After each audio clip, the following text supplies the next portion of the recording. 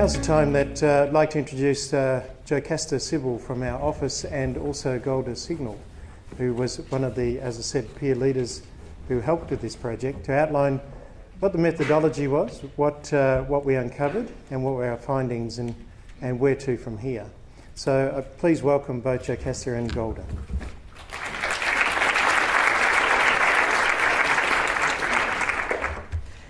Thank you very much, Colin, and thank you so much to all of you for coming today. It's really fantastic to see so many people here interested in a project that I feel so lucky to have been involved in. It's been so much fun the whole way, and it's just such important stuff, so thank you. Children and young people from CALD backgrounds have enormous potential to be active participants in our West Australian society. Indeed, we know that so many of them do thrive here. However, we also know that they often face particular challenges accessing the support and the opportunities that they need. Their particular needs, distinct from adults and from many of their Australian-born counterparts, often go unrecognised because they're seen as a subset either of broader youth populations or broader settlement populations. Since 2007, children and young people from CALD backgrounds have participated in a range of the Commissioner's consultation projects, so including our Wellbeing Project, our Mental Health Inquiry, and our recent Child Safe Organisations consultations. To build on this work, the Commissioner, Jenny was acknowledged earlier, decided to hold consultations last year specifically to examine in greater detail the wellbeing of this substantial part of our child and youth population. Calsta talked earlier about the different definitions we have, and that there are many options available. We chose to use CALD for the purposes of this project to refer to people who identify differently to the Anglo-Australian norm according to birthplace, ancestry, religion, race, ethnicity or language. Although we have used this term, we do acknowledge that it is not a perfect fit necessarily. And for our project, CALD doesn't include Aboriginal or Torres Strait Islander children and young people. And for those of you who are interested, we did do a massive consultation with them last year, and there's some great publications arising from that consultation available on the Commissioner's website.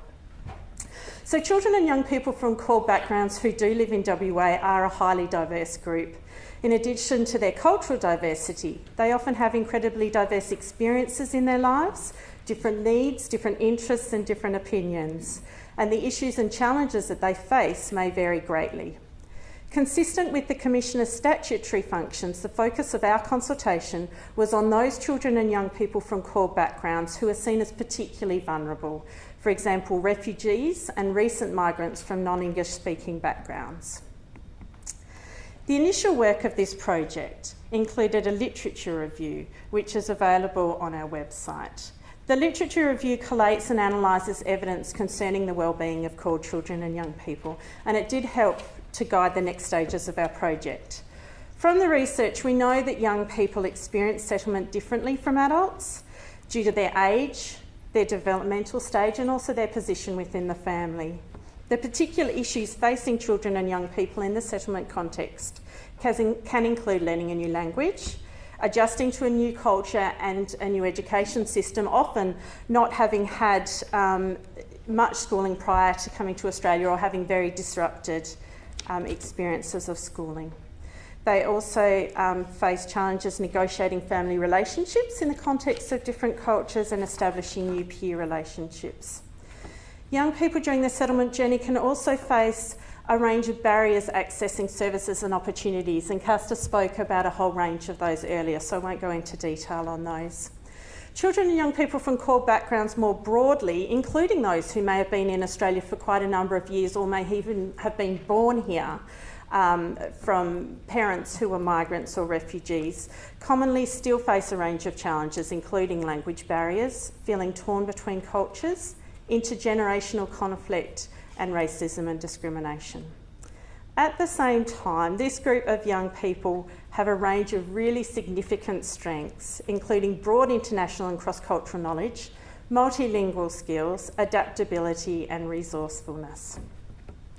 So what was our approach as far as conducting this consultation?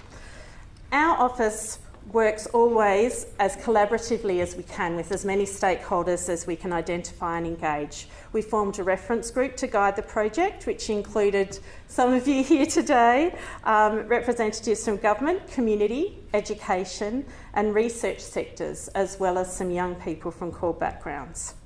The reference group were a fantastically engaged and expert group, and I would like to acknowledge their hard work and their generosity sharing their expertise for this project. So with advice from the reference group, we chose to conduct the consultation using a peer-led approach. It was the first time we've used a peer-led approach, and it was quite an exciting prospect. YACWA, the Youth Affairs Council of WA, were engaged to support a group of 12 young people between 18 and 25 from a range of diverse backgrounds, and they led the consultations with their younger peers. YACWA were fantastically placed to serve this role. As many of you know, they are the auspice agencies for MyANWA, the Multicultural Youth Advocacy Network of WA. If you don't know about MyANWA and you're interested in this area, I urge you to look them up. It's a really vibrant network, has regular meetings, and it provides a great forum for people working in the sector to share information and address sector issues. So using the peer-led approach did have a range of great benefits, including it allowed us to tap into young people's existing networks rather than relying solely on service providers or other more formal ways to access children and young people. We do plan to hold a seminar reasonably soon about peer-led consultation, so if you're interested in that area, please subscribe to the Commissioner's regular newsletters and we'll let you know when that's going to be held. For this project, we also worked with schools and organisations who work directly with children and young people to run some consultations. So in conjunction with our office in YACWA, the peer leaders developed and delivered a short survey, and the survey process was quite a flexible one, so it depended a lot on the preference of the participating child or young person. If they wanted to write the survey response, they could do that. Often the peer leaders acted as scribes. The survey could be delivered in English or in another language if the peer leaders spoke that language. The surveys were conducted in a whole range of different places. Staff from the Commissioner's office and one of the consultation peer leaders also went out to Katanning to speak to some of the children and young people out there. We also had an online survey for people who weren't able to access the paper version. We also had focus groups, interviews and case studies, so we had a really rich wealth of data at the end. So who participated? We had, as the Commissioner noted, nearly 300 children and young people from 52 different countries. They included a diverse range, for example, refugees, recent migrants, international students, as well as students whose parents are in Australia on working visas. A small number were born in Australia to refugee or migrant parents. The youngest we had participating was 5, up to 17, but we also had about 37 who were 18 or 19.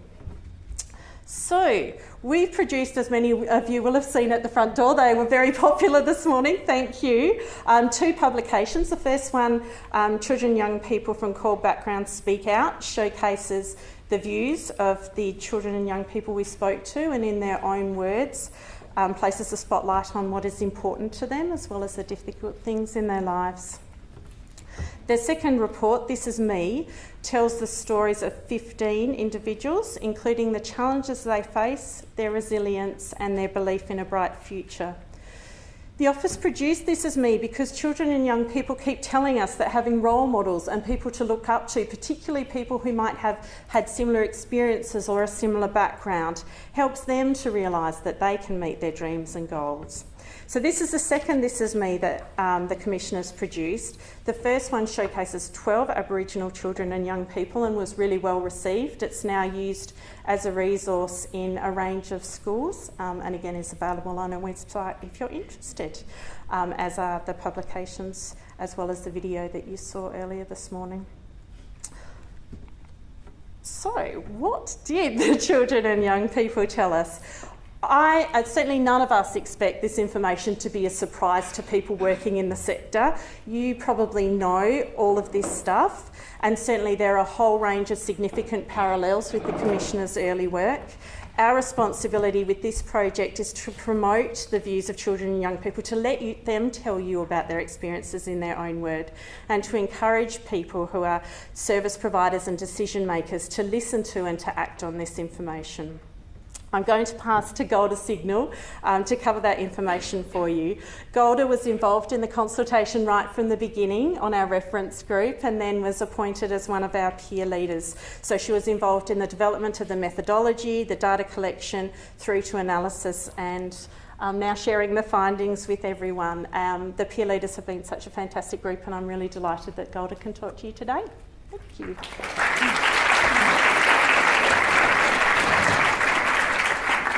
Thank you, Jocasta. Morning, everyone.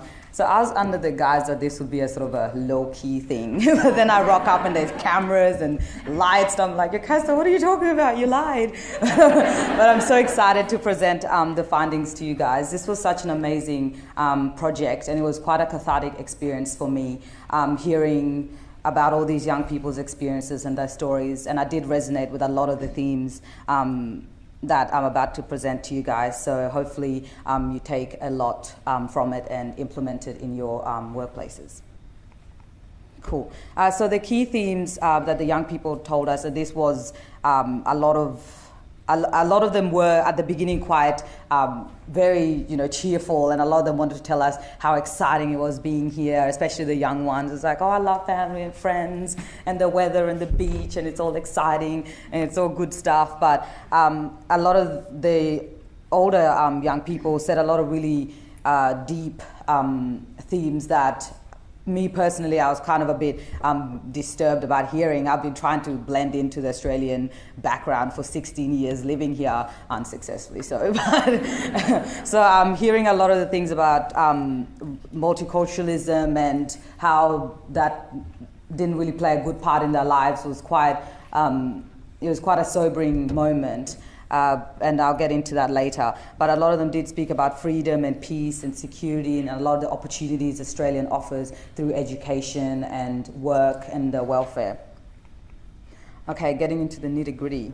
So first, in the surveys, a lot of them did just write family and friends, and in the second part we got them to really elaborate what that means. And some people said that they have a lot of freedom here, they have a lot of making friends was very easy, especially through the school systems. Because in some of the countries schools were just boys and just girls, but coming to Australia they did go to a lot of schools that mixed the genders, so they could be friends with everyone, and it was much more easier to talk to other people. And going to school wasn't that hard, so they didn't really have to trek. It was kind of just good taking a bus and making friends on that bus and on that journey. So it was very exciting going to school here. And the education system is great because they got to learn various subjects. They got to learn how to socialize, sports, all of those good things that we associate with school in Australia that they did not have back home. Another theme was sport. A lot of the kids love sports, especially football and soccer and staying healthy, especially a lot of the boys they talk about. They loved playing sports with a lot of their friends. And freedom, peace and security, that was a really big one. A lot of them loved talking about the fact that Australia was so it was so big and open, but at the same time it was very secure. It was very easy for them to just go to the park and play with their friends without the threat of getting into big fights or actually the danger of even leaving home. Something that they encountered back in the countries that they didn't have to think about here. So you could kind of do whatever you wanted outside without the fear of getting killed, and you can you kind of have the freedom really, and if anything was to go wrong, you do have someone to go to via the police or security or what have you. So there was that big sense of freedom. Opportunity, job-wise and education-wise, was also a big theme for a lot of the young people. They really love the fact that here you can have apprenticeships, you can go to work, and they did say this as well, the ones that I spoke to, that their parents also had the freedom and the opportunity to go to work as well, even though they didn't have that back home. Now they can, even though the jobs aren't exactly, like fantastic, but they love the fact that they can go to work and they can provide for their families. And the young people also really enjoyed that at school. They're given the opportunities to kind of work. Whoops. Just a pen. They get given the opportunities to kind of explore whatever industry they want to work in, and they have the chance to kind of do what they love, which is something that perhaps they wouldn't have back home. Food, housing, and health was also a big one. A lot of them loved Australia is such a huge, it has an abundance of places you can go eat represented from different cultures. So food, going to the shops, having the freedom to go to the markets and buy a lot of fresh fruit, and being able to carry on cooking your cultural food was another big theme. And a lot of the young people really enjoyed the fact that in Australia you can kind of, go anywhere and have as much food as you like, really.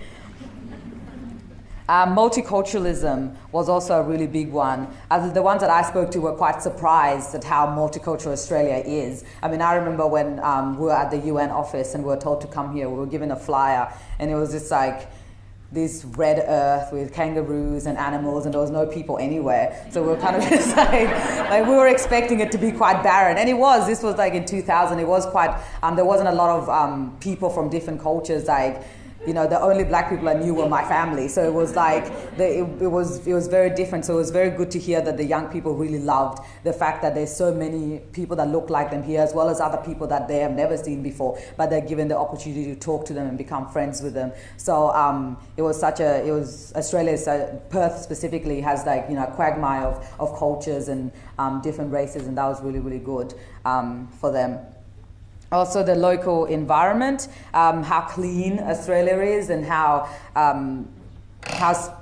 spacious it is, and pretty much how much people are willing to help, really. Like, you can just ask to do something, and then someone's always there to help you, and how kind of everything is, I guess, clean in the context of there's the bus station and there's the school and there's that. Not everything is a big mess. A lot of the young people that I spoke to do come from very war-torn countries, so not everything is as distinct. And that sounds pretty, simple, but it's such a big thing where you can point out, I know that's the way to school and I know that's the way here, without saying that's the way to school, but I have to go all the way here, here, and here, because it's not, the environment is not as clean, or the environment is not as welcoming and as safe. So that was another big theme.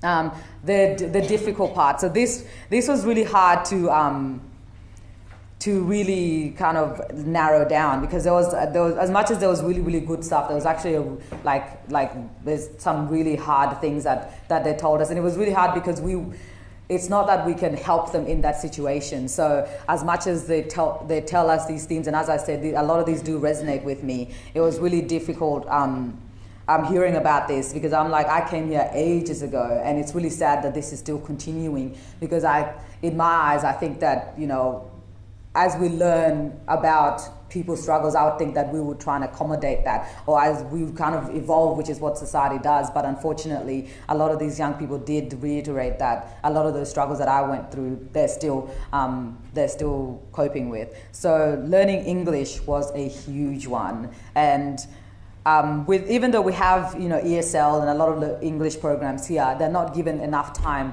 to learn it. And I know people who are born here, who've lived here for 50 years, and they still can't speak English properly. So can you imagine coming from a country where you don't even write in the alphabet, or you don't write phonetically? Imagine telling someone you only have like 6 months to a year to learn this. It's just not going to happen. So a lot of young people found that really hard, especially because mom and dad don't speak English either. So you're given homework in English, you're told to go home and do it. If no one in your house speaks English, and teachers only have a limited time to teach you, it's really, really hard to have a really good grasp on the language. And that kind of leads into a bigger array of issues. If you don't speak English, making friends is going to be hard. And a lot of the bullying and the racism kind of stems from that. A lot of the young people said at school, because they didn't have the language to express themselves, it was very easy for people to bring them down. It was very easy for people to attack them because they actually can't respond.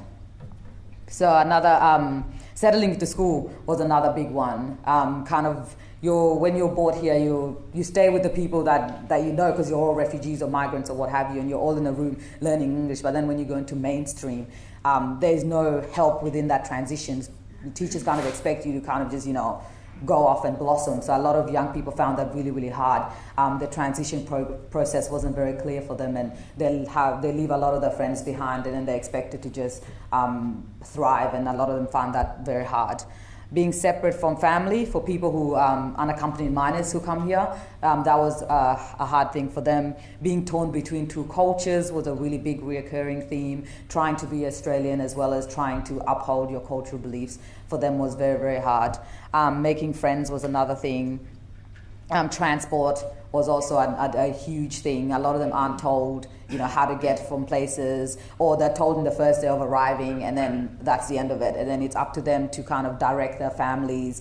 A young person I spoke to, I went to his house to interview him, and he said, I said, would you rather go to a library if you didn't want your parents to hear this? He was like, yeah, sure. So I got in my car, drove to the library, which was literally opposite his house. And he's like, I had no idea this library was here. And it's a huge building, like you can't avoid it. But he was like, I've never set foot in this library, had no idea it was here. And I was like, how often do you leave your house? He's like, I just don't, because if I leave, my mom she has huge anxiety and she can't cope with being by herself, but I can't take her to places because I don't have the capacity.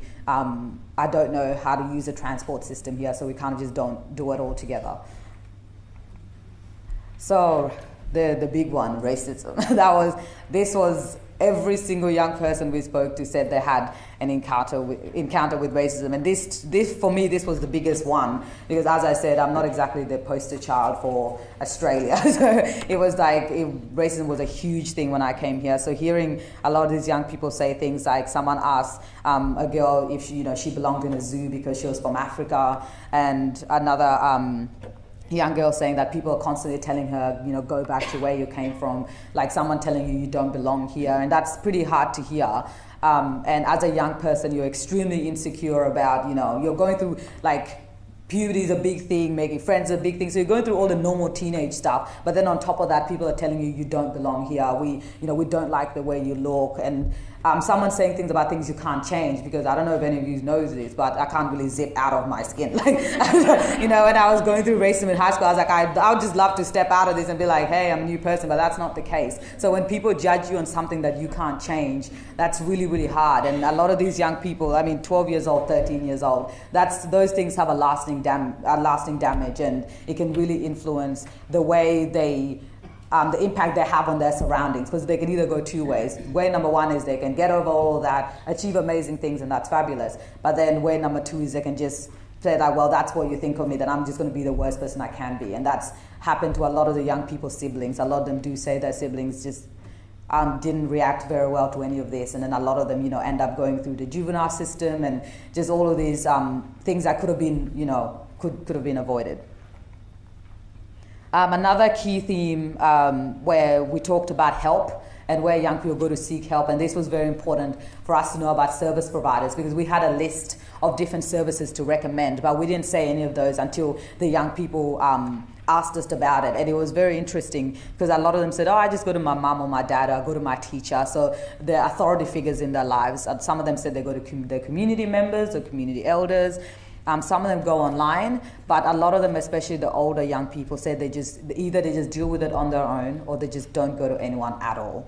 And some people, I did ask them, well, do you know the repercussions of dealing with things on your own? They said it kind of like, I don't care, I'll just kind of do it. And then I asked them, why wouldn't you, seek help? And a lot of them said some of the service providers aren't equipped to dealing with people like us, because a lot of them don't understand the complexity of our issues. A lot of I guess we kind of think of this, Western frame of help seeking, especially in context of mental health. A lot of people kind of just like, why don't you, in primary school, bring your mom in and let's have a discussion about that. And a lot of CALD people, they kind of don't want to. They have a lot of survivor guilt. So it's like, I don't have time to be, sitting around and crying, even though I've been given this opportunity to, go out and do things. If I say that I'm sad, that's me telling my parents that I'm ungrateful for their suffering. So a lot of them carry a lot of these, guilt with them, that they don't feel like they should state their problems, because otherwise they think that Australians will say, oh, you're being a little bit ungrateful, we're helping you, and you kind of have the audacity to sit there and cry about it, you know. And these might not be the things, but these are the things that are going through their heads, and these are the things that they're going through. So yeah, that was a really big eye-opener for all of us. So we asked the young people how they think that we can improve their lives, and lots of them said that psychologists or health professionals should be trained in cultural competency. As Dr. Jocasta said before, that's like, we thought that was the biggest kind of way to start combating this, is a lot of cultural competency trainings for service providers. A lot of them spoke about learning English at school. The teachers could perhaps be slower with them. And we understand that not a lot of teachers do have the time to, you know, deeply focus on this, but you know, a lot of after school stuff maybe, or volunteers, just anyone to kind of really go through with them, because it's very difficult to pick up such a hard language.